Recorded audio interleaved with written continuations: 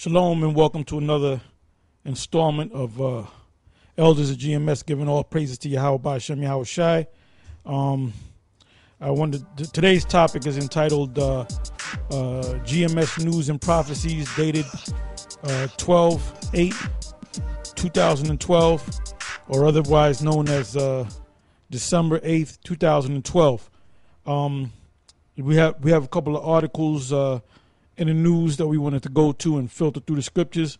But before I go into that, I wanted to deal with this topic real quick. I'm going to try to get through it as quick as I can. And basically, go ahead and speak for a minute. Right. So basically, this is it's not a new thing. It's, GMS News and Prophecies, something we've done before. But it's just, that's what we should be teaching now is on the prophecies and the things that are happening around the world as far as news are concerned, as far as end-time prophecies. Yeah, give me the Bible dictionary right there. And go to Gentiles. Oh, shit. Oh, shit. Oh, man.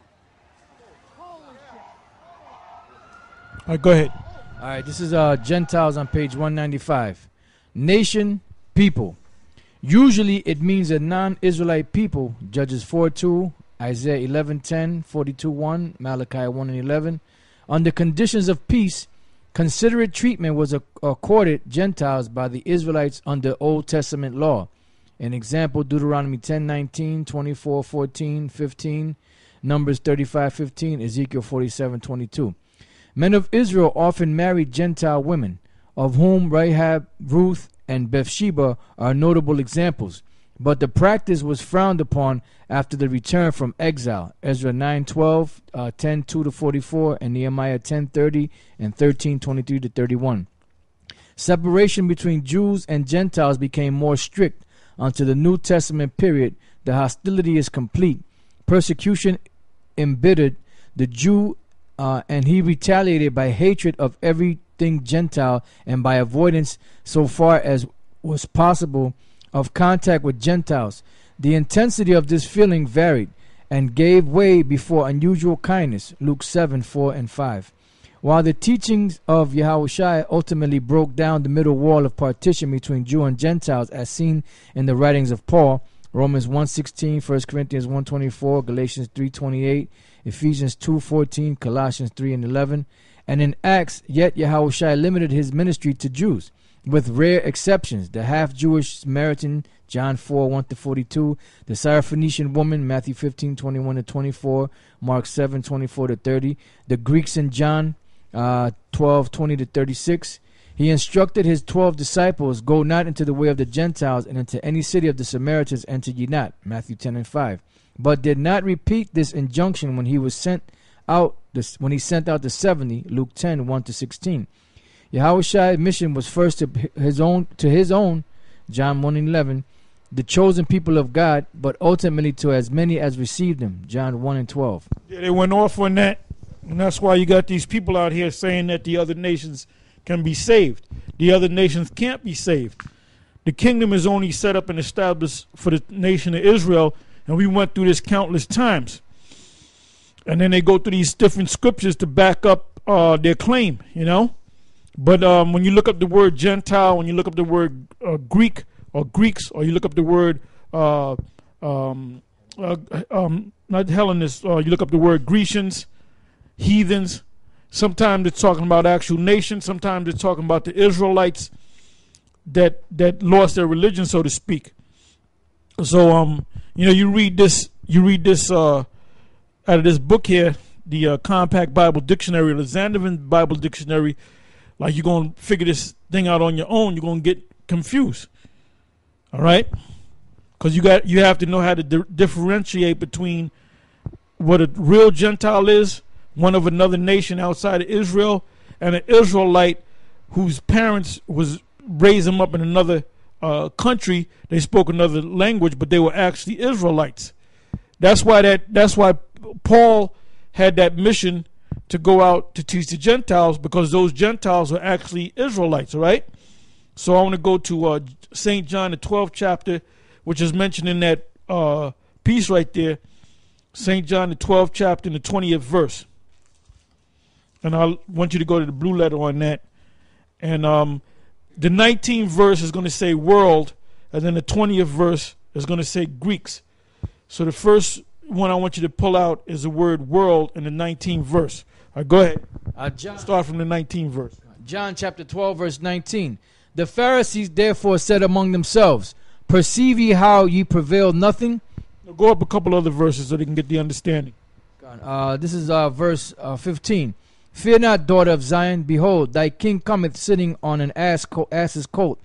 These things understood not his disciples at the first, but when Yahushua was glorified, then remembered they that these things were written of him, and that they had done these things unto him. The people therefore that was with him, when he called Lazarus out of his grave and raised him from the dead, bear record. For this cause the people also met him, for that they heard that he had done this miracle. The Pharisees therefore said amongst themselves, perceive ye how ye prevail nothing? Behold, the world is gone after him. Yeah, behold, the world has gone after him. Now click on the word world. Yeah, the Greek word there is cosmos. And that's the same word in the Greek for John 3:16. And John 3:16 is talking about the Israelites. In St. John 12 and 19, it's also talking about Israelites.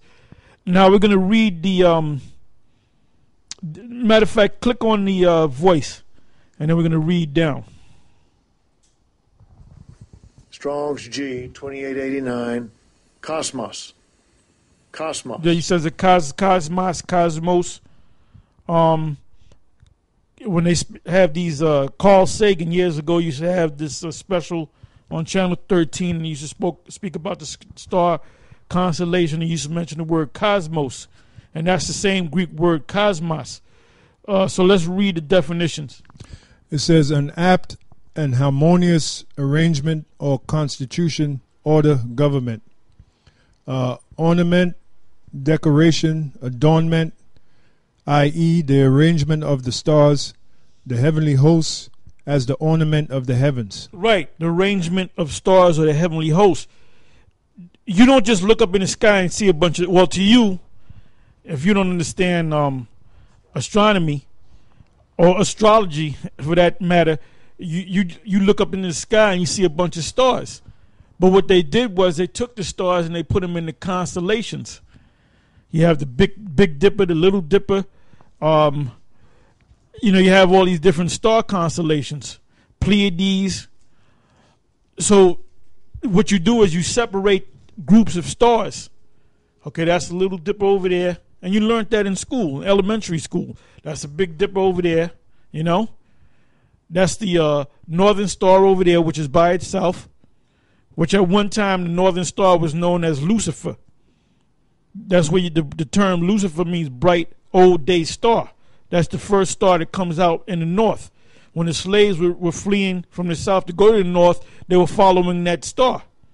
All right, go ahead. This is Job chapter 38, verse 31. Verse 30. The waters are hid as with a stone, and the face of the deep is frozen. Canst thou bind the sweet influences of Pleiades, or loose the bands of Orion? Canst thou bring forth Mazzaroth and his season, or canst thou guide Arcturus with his sons? Knowest thou the ordinances of heaven? Canst thou set the dominion thereof in the earth? Yeah, so it's talking about star constellations, right? So now, when you read these definitions, you know that the word cosmos or cosmos is talking about a group of things. You have all these different things, and you have a group of things. Read on. It says the world, the universe, the circle. See, now as you read that, when you go into the blue letter, now they're going off. They're saying the world, the universe. The universe is pretty much everything. Now the word for that would be oikomene. Mm-hmm. All right, go ahead. The circle of the earth. It's not talking about that. Go ahead. It just mentioned in the beginning a group of stars. Right. An arrangement, a government.